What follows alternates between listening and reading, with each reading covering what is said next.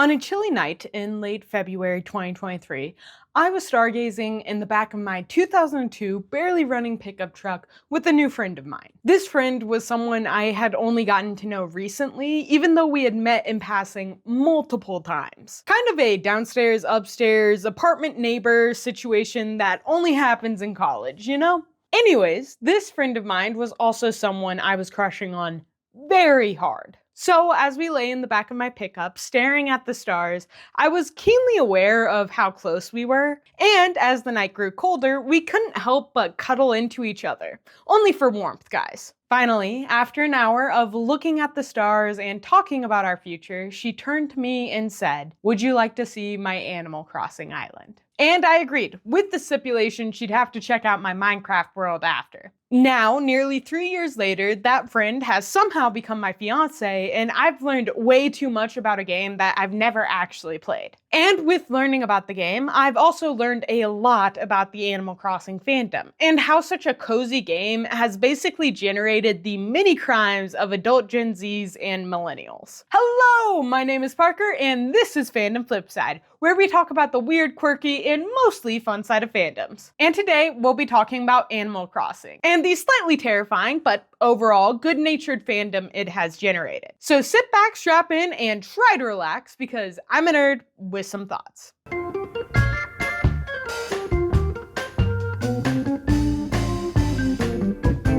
Animal Crossing is a long-running social simulation game developed and published by Nintendo. It was created by Katsuya Iguchi and Hisashi Nagami, releasing all the way back in 2001. Nintendo did not just stop with one Animal Crossing game though. In fact, over the next 25 years, they would release a total of 6 games across devices and platforms. These games were Animal Crossing Wild World, Animal Crossing City Folk, Animal Crossing New Leaf, Animal Crossing Happy Home Designer, the very unpopular Animal Crossing Amiibo Festival, and most recently, Animal Crossing New Horizons. They also released a mobile game, Animal Crossing Pocket Camp, that was available on both iOS and Android devices. They also made a DLC for Animal Crossing New Horizons, Happy Home Paradise, which was based on the Happy Home Designer game. Nintendo ended up striking gold with this series, selling a total of 81.83 million units worldwide. And with its most recent game, New Horizons, grossing an estimated $2 billion in the first year of its release. So how/why is this game so popular? Simply because it's cozy.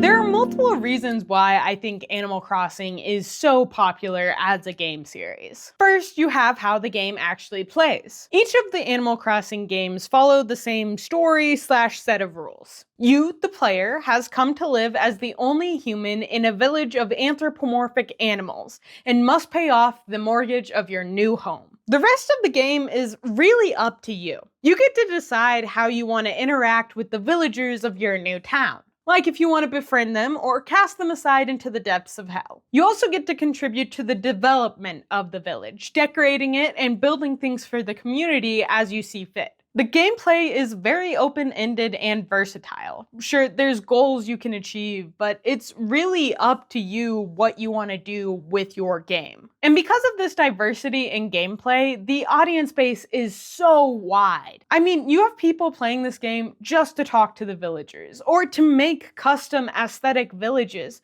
or because they really like capitalism and want to make as many bells as possible. Your imagination is truly the limit, and I feel like it's like Minecraft in the way that you can develop the world and create it to be whatever you want it to be, within reason. But something that Animal Crossing has that Minecraft doesn't is the villagers. Well, Minecraft has the villagers, but they're nowhere near as interesting or as complex. Apologies to Dr. Treyaris. There are 8 villager types that an Animal Crossing villager can fall into: jocks, sisterly, normal, peppy, lazy, snooty, cranky, and smug. Each of these types have their own distinct personalities, likes, dislikes, and dialogue options. And because of this, they feel very similar to actual people. And like actual people, you can develop a true friendship with these villagers. They'll give you nicknames, gifts, ask about your day. It feels like a real relationship with a real human being. Animal Crossing New Horizons came out on March 20th, 2020. Right at the beginning of the COVID-19 pandemic when everything was shutting down. I was fortunate to have developed a couple of close online friendships at the time. So I stayed relatively connected to other human beings via constant voice calls and incredibly complex text roleplay groups. But for a majority of people, the pandemic was a time of extreme isolation. So a game coming out that simulated social connection being available right in the palm of your hands was huge, and so many people bought a copy just to play. I wasn't even really a gamer at the time, and I remember hearing everyone talking about the game. And even after lockdown restrictions ended and people were able to go out and about, there was still just this general air and feeling of isolation. People were more divided and less trusting of others, and so from the isolation of COVID-19 came the modern-day loneliness epidemic. Supposedly. There's no real research connecting the two, but it's just a vibe for me. Anyways, this is another reason why I think Animal Crossing is so popular. Because it scratches an inherent human itch to be connected at a time when real-world connections are at an all-time low. The final reason why I think Animal Crossing is so popular is the actual aesthetics of the game. If you've never seen a picture of Animal Crossing gameplay, the best description of its graphics are they hit you like the nostalgia of your old favorite childhood TV show. The game looks and feels warm and cozy, with art and world design that makes it feel like a home away from home. There's no real sharp edges to Animal Crossing, from villagers to plants to even your custom player character. Everything is rounded out. And even the most dangerous bugs such as tarantulas or scorpions are kind of cute. Because of these little details, Animal Crossing is generally put in the cozy game category, which is populated by other titles such as Stardew Valley and Cozy Grove. This genre of games is usually defined as low stress and relaxing for players, providing an alternative to the high-octane shoot-'em-up games that fill the marketplace. The cozy game genre isn't particularly new, with the first game, Little Computer People, coming out all the way back in 1985. But I feel like the genre has become a little bit more popular in recent years, with people needing an escape from the hellhole that is our reality. And cozy games such as Animal Crossing provide that escape. So with all these factors, it's no surprise that Animal Crossing became a massively popular game with a giant fan base. But with all the reasons I listed for its popularity, all the warm and cozy vibes this game generates, why am I afraid of its fan base? I mean, what could they possibly do if they're players and fans of such a nice, cozy game? War crimes. They could commit war crimes.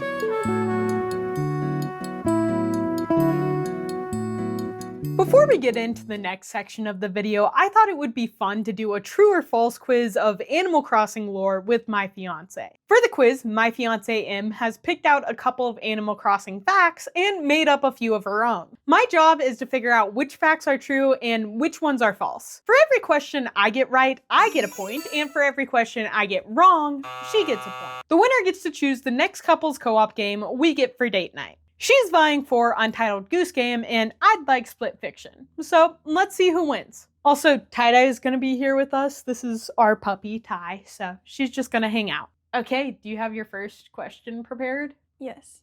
Okay, what is it? Tom Nook is a raccoon. True or false? False. How did you know that? I remember because during research, people were like, he's not a raccoon, but What the everyone thinks heck? he's a raccoon. I thought you were gonna say, yeah, he's a raccoon. No.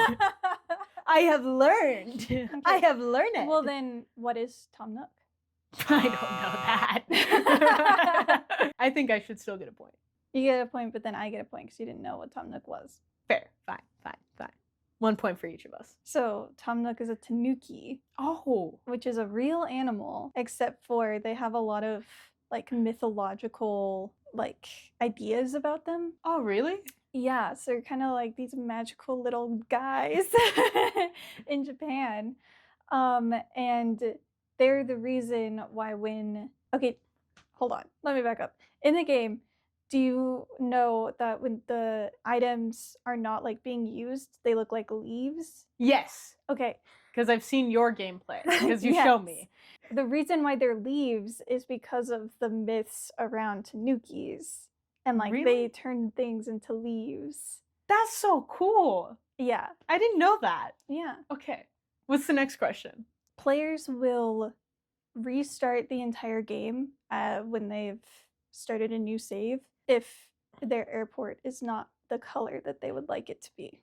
You're kidding, right? Am I? It feels like with the research I've done, that's something absurd people would do because the aesthetics are very important. Do you start with an airport? Yeah, that's how you get there, babe. Oh, I feel like I should lose a point for that.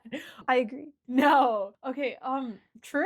True. Okay, that's just absurd enough. Okay, next question.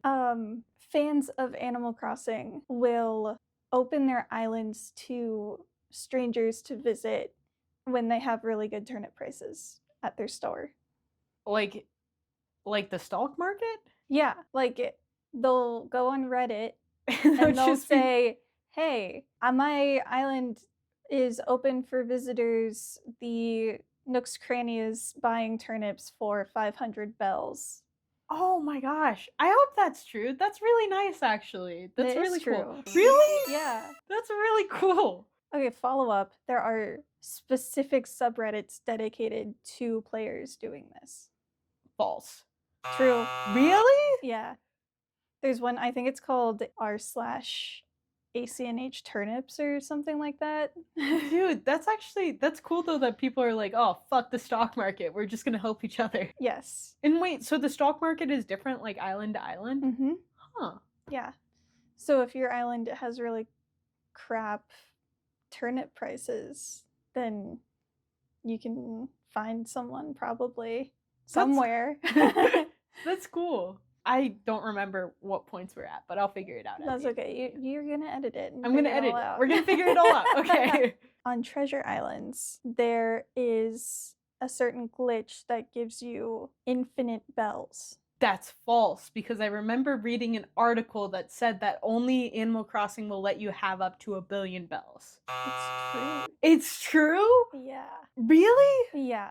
Okay, so it's called the infinite bells glitch, but it does give you 999,999,999 bells.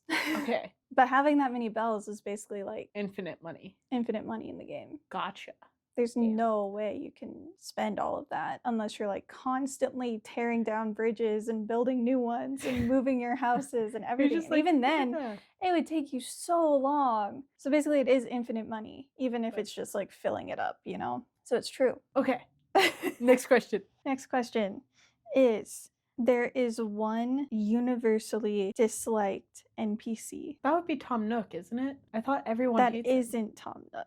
True? It is true. Really? Yes. And this is from my perception, so no one come for me if you like this NPC. But for the most part, nobody likes Gulliver. Who's Gulliver? Gulliver is the bird that washes up on your beach and he's like passed out. Is it the pirate guy? No. That's Gulliver. Okay. I was like, if you don't like the pirate guy, no, we might have to rethink the pirate guy is cool because he gives you pirate stuff. But Gulliver is just the regular sailor version. And he doesn't even give you that good of stuff. He gives you like one time he gave me the Statue of Liberty. Yeah, and really? he gives you like stuff from different cultures and like landmarks and then different like types of clothing and stuff. So like there are some things that are cool that you can get from him, but for the most part, nobody really fucks with that guy.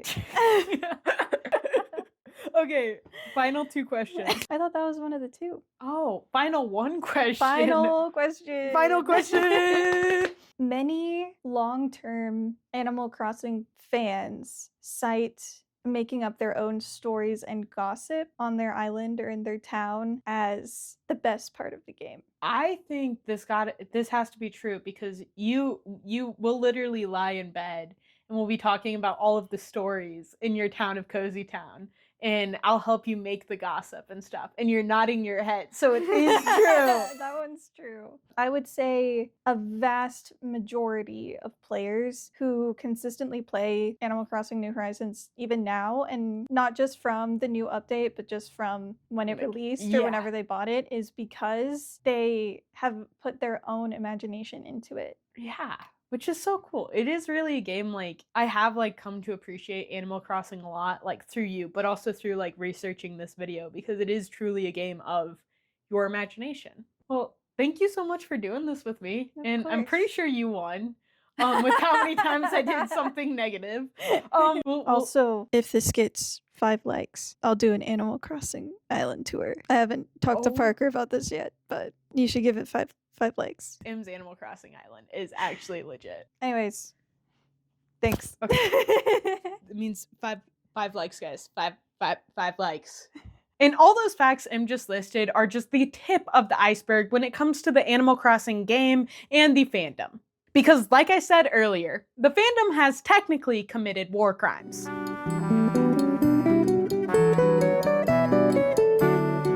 For this next section of the video, we'll primarily be focusing on the most recent installment of Animal Crossing New Horizons, or ACNH for short. I'd also like to make it clear that this video is really just meant to be poking fun at the fandom and is not supposed to be taken too seriously. At the end of the day, this is just a game, and the players aren't really harming anyone in real life. The same can't be said about harming their villagers, though. As I mentioned earlier, the villagers of Animal Crossing are cute anthropomorphic animals that populate your island with their own hopes and dreams. But not everyone thinks these villagers are cute, which is completely fine. I mean, I think cute and ugly are subjective and vary depending on the person. And I mean, they're video game characters. What does it really matter if a few people think their character design is a little bit ugly? Well, it matters when people start hitting these ugly villagers with nets in order to drive them off their island because they're ruining their island's aesthetic. I'm not joking. If people have an ugly villager that arrives on their island, they will follow them around with a net, hitting them repeatedly until they decide to move. I didn't know physical violence was a part of Animal Crossing, but I guess it is. And that's just the start of what some people will do to protect their island's aesthetic. Because sometimes, if people can't get the villager off their island quick enough, they will just separate them from the rest of society, dividing the uggos, as they're called, from the rest of the pretty villagers. That's bad, like on so many levels. Does anyone else feel like that's bad? It's also common to trap the ugly villagers in a hole, so they're unable to move. This is done by digging a hole with a shovel and then placing the pitfall seed item in the hole. So if a player or a villager walks over the hole, then they will fall in and be rendered unmovable until they're able to escape. My own fiance admitted to doing this with past villagers she didn't like, and it makes me slightly scared for my future. It just dumbstrucks me that some people will take their island's aesthetic so seriously, they'll commit crimes against innocent animals just to protect said aesthetic. I mean, it's supposed to be a cozy game, people. And that's not even the most insane thing that Animal Crossing players will do, because there's also villager trafficking. When I heard about this, I was a little shook. People in the community usually have a list of dream villagers, or dreamies as they're called, that they want for their island. Dreamies are usually chosen based on personality, nostalgia, and if they fit the island's aesthetic. Sometimes people will post their list of dreamies to Reddit or Instagram. And if that villager is leaving another person's island, the two will usually connect so that player can bring said villager to their own island. You do this by visiting the island of the villager that you want and talking to that villager multiple times as they're preparing to move. Eventually, a dialogue option will pop up where you can invite the villager onto your own island, which they will excitedly accept. After the deed is done and you get the villager you want, it is customary to leave the player of the island that you took them from a nice gift, such as bells, which is Animal Crossing's version of currency, or a really nice item. You pay them for the convenience of being able to take the villager you want from their island to your own. And sure, the villager is okay with this, but still, what the heck? There's also been cases of people paying real-life money for extremely popular and extremely rare Animal Crossing villagers. A great example of this is the villager Raymond. Raymond is a gray cat with heterochromia, who became extremely popular back in May 2020. Everyone wanted Raymond on their island. And since there were no amiibo cards of Raymond available back then, most people had to purchase him secondhand, either via eBay or Nookazon. And the sellers were absolutely taking advantage of his popularity, listing him on those sites for an absurd amount of money. One listing was even for $999. I can't make this up. Eventually, Nintendo released amiibo cards of Raymond, so the price to buy him and bring him to your own island dropped dramatically. But it's still crazy to me that people were selling a video game character for almost $1,000. The final crime of Animal Crossing players is kind of technically a literal crime. They do this by breaking the game, of which there are many ways. One example of this is time traveling, which is when you adjust the internal clock of your device so that you can fast forwards or go backwards in time. This is done so if you miss your villager's birthday and want to go back in time and give them a present, or you're building a bridge and don't want to wait 24 hours for its completion, then you can move backwards or forwards in time wherever you would like. Not too scandalous per se, but this is child's play in comparison to what some Animal Crossing players do. Because the most serious Animal Crossing players will break their games in such a way that their islands will allow them to spawn in a bunch of random and free items for themselves and others to use. These are called treasure islands, and this might be my favorite piece of Animal Crossing fandom lore. It's not too hard to find these islands. I mean, all I did was type in treasure islands, ACNH to Google search, and I found plenty of options.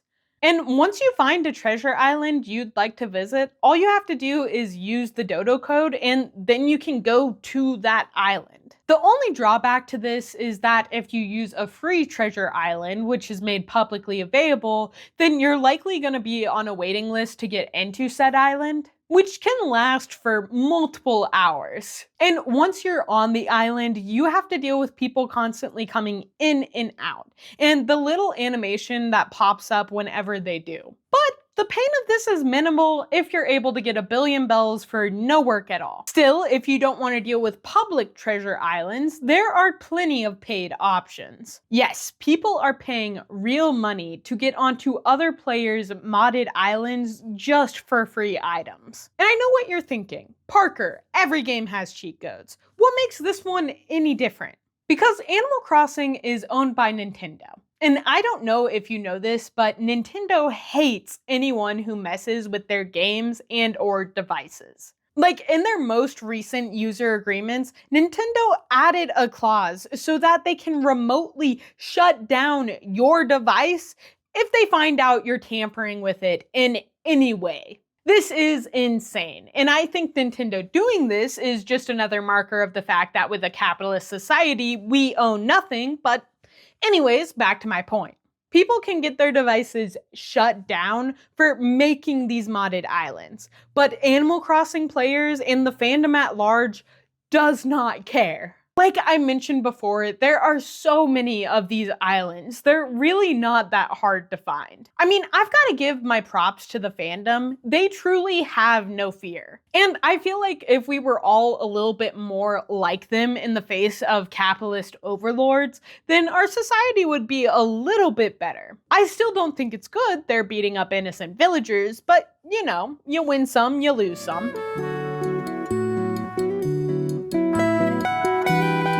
Once again, I'd like to make it very clear that I'm not trying to make fun of the Animal Crossing fandom, nor do I believe they're truly causing any real harm. I mean, technically, I'm marrying into the fandom via proxy of my fiance. I just think it's a little funny how such a cozy and chill game is being used by players to commit what would be actual crimes in the real world.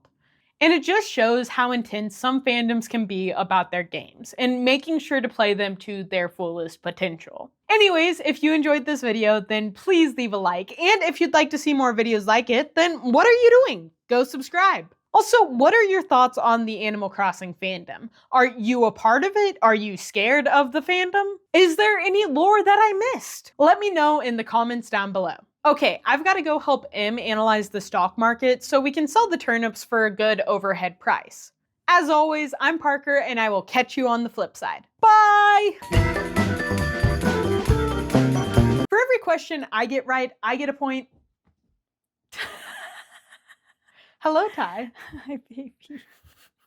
She needs attention. She needs attention. Yeah. She needs attention. She being a baby. You should put this in as a blooper. She's saying Dad not giving me attention. Mm-mm. No. Okay. Anyways.